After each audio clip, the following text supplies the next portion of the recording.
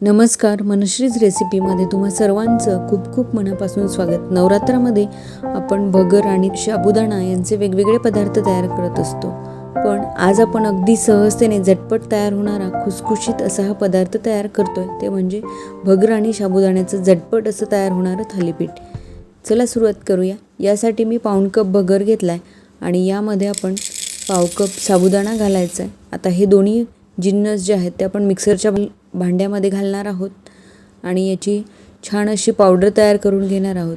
ही powder तयार करताना खूप जास्त जाड किंवा खूप अगदी बारीक पावडर न करता मध्यम अशा आकाराची ही भरडसर अशी पावडर याची तयार करून घ्यायची आहे. तर इथे साबुदाणा आणि भगर वाटून झालेली आहे.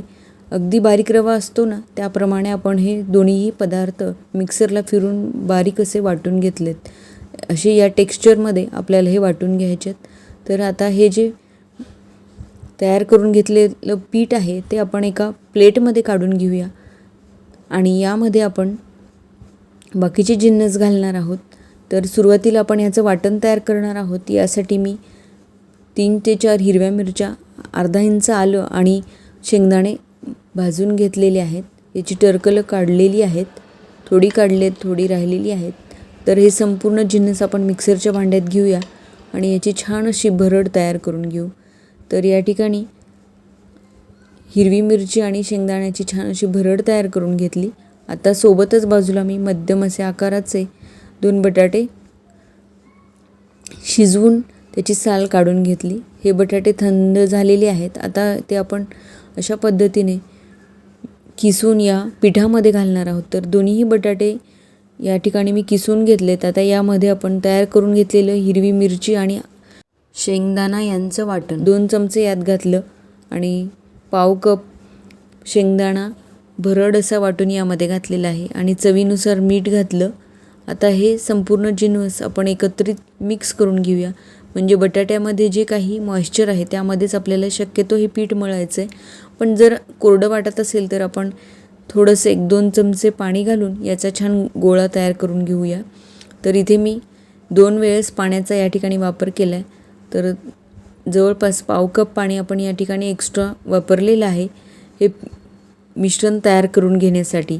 तर इथे संपूर्ण पीठ आपलं तयार झालं आहे. आता या पिठापासून मी छोटे छोटे गोळे तयार करून घेते आहे, म्हणजे आपल्याला थालीपीठं पटापट थापता येतील. तर इथे 4 गोळे या ठिकाणी तयार झालेत या प्रमाणामध्ये, आपण जे प्रमाण घेतलेलं आहे त्यात. तर पोळपाटावरती एक बटर पेपर घेतला आणि यावरती आपण हे थालीपीठ थापून घेतो आहे. थोडा पाण्याचा हात घालून हे थालीपीठ आपल्याला सगळ्या बाजूंनी छान एकसारखं थापून घ्यायचं आहे. पाण्याने हे थालीपीठ छान पसरलं जातं आणि कडा देखील चिरत असतील तर ते दाबून थोडंसं एकजीव करून घ्यायचं आहे, म्हणजे ते चिरणार नाही. आणि अशा प्रकारे आपण हे थालीपीठ या ठिकाणी तयार करून घेतले. आता आपण हे भाजून घेऊया. तर गॅसवरती मी तवा तापून घेतला, यामध्ये 1 चमचा तूप घातलं. तूप लगेचच वितळलं आणि मग आपण यामध्ये तयार करून घेतलेले थालीपीठ घातलं. तर अगदी सुरेख असं हे थालीपीठ या ठिकाणी तयार झालं.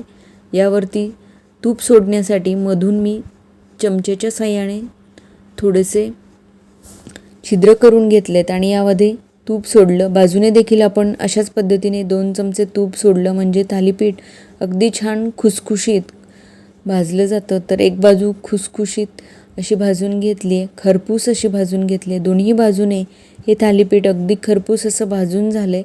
सोनेरी रंगावरती आपण हे थालीपीठ या ठिकाणी भाजून घेतलेलं आहे.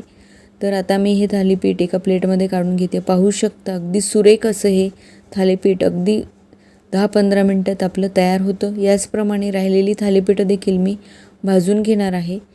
तर आजची आपली ही रेसिपी आपण साबुदाणा किंवा भगर न भिजवता अगदी झटपट अशा पद्धतीने तयार केली आहे. अगदी घाईच्या वेळेला ही रेसिपी आपण सहजतेने तयार करू शकतो.